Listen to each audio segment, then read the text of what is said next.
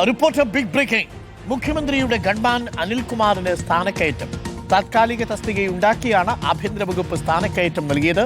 20 SIമാരെ reserve ഇൻസ്പെക്ടർമാരായി നിയമിച്ചിട്ടുണ്ട്. ജില്ലാ police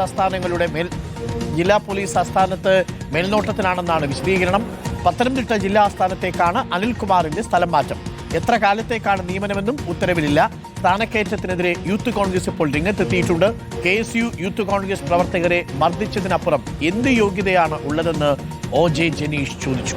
ഹരിമോഹനുണ്ട് കൂടുതൽ വിവരങ്ങളുമായി. ഹരിമോഹൻ, ഇത് സാധാരണ രീതിയിൽ ലഭിക്കേണ്ട ഒരു സ്ഥാനക്കയറ്റമോ ഒന്നുമല്ലേ? ഇതൊരു പെട്ടെന്ന് തന്നെ സർക്കാർ മാറുന്നതിന് മുൻപ് ഒരു തസ്തികയുണ്ടാക്കി, ഒരു താൽക്കാലിക തസ്തികയുണ്ടാക്കി അങ്ങനെ ഒരു സ്ഥാനക്കയറ്റം നൽകുകയായിരുന്നോ ചെയ്തത്? എന്താണ് യൂത്ത് കോൺഗ്രസിന്റെ ആരോപണം, ഹരി?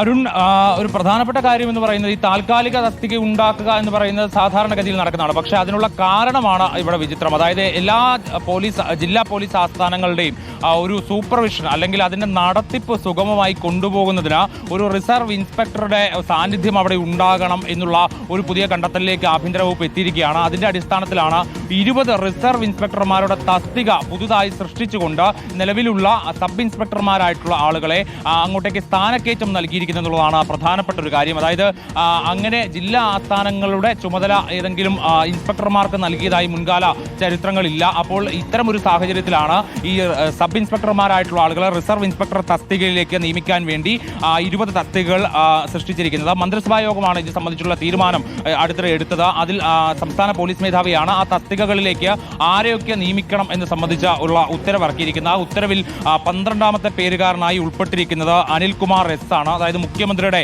ഗൺമാനാണ്. പത്തനംതിട്ട ജില്ലാ പോലീസ് ആസ്ഥാനത്തേക്കാണ് അദ്ദേഹത്തിന് സ്ഥലം മാറ്റം ലഭിച്ചിരിക്കുന്നത്. അതും റിസർവ് ഇൻസ്പെക്ടർ തസ്തികയിലേക്ക് എന്നുള്ളതാണ് പ്രധാനപ്പെട്ട ഒരു കാര്യം. അതിൽ ഇപ്പോൾ ഏറ്റവും ഒടുവിലായി യൂത്ത് കോൺഗ്രസ് ഈ നിയമനവുമായി ബന്ധപ്പെട്ടുകൊണ്ട് രംഗത്ത് വന്നിട്ടുണ്ട്. അതിൽ അവർ ഉന്നയിക്കുന്ന ഒരു കാര്യം എന്ന് പറയുന്നത് യൂത്ത് കോൺഗ്രസ് KSU പ്രവർത്തകരെയൊക്കെ ആലപ്പുഴയിൽ അതിക്രൂരമായി മർദ്ദിച്ച ആൾ കൂടിയാണ് അനിൽകുമാർ. അപ്പോൾ ഭരണം മാറുന്നതിന് മുൻപ് അദ്ദേഹത്തിന് കൃത്യമായ ഒരു സ്ഥാനം നൽകുന്നതിന് വേണ്ടി ആണ് ഇത്തരത്തിൽ ഇങ്ങനെയാണ് വാചകം. ഇങ്ങനെയാണ്: ഭരണത്തിൽ നിന്ന് പോകുന്നതിന് മുമ്പ് യൂണിഫോം ഇട്ട ഗുണ്ടകളെ സംരക്ഷിക്കാനുള്ള തത്രപ്പാടിലാണ് മുഖ്യമന്ത്രി എങ്കിൽ ഭരണം മാറും, കണക്കും പറയിക്കും, വഴിയെ കാണാമെന്നുള്ളതാണ് യൂത്ത് കോൺഗ്രസ് പറഞ്ഞിരിക്കുന്നത്. അതെന്തൊക്കെ തന്നെയാണെങ്കിലും ഇത്തരം ഒരു തസ്തിക സൃഷ്ടിക്കാനുള്ള സാഹചര്യം എന്താണ് എന്നുള്ളതാണ് ഇതിനകത്ത് ഏറ്റവും ശ്രദ്ധേയമായി.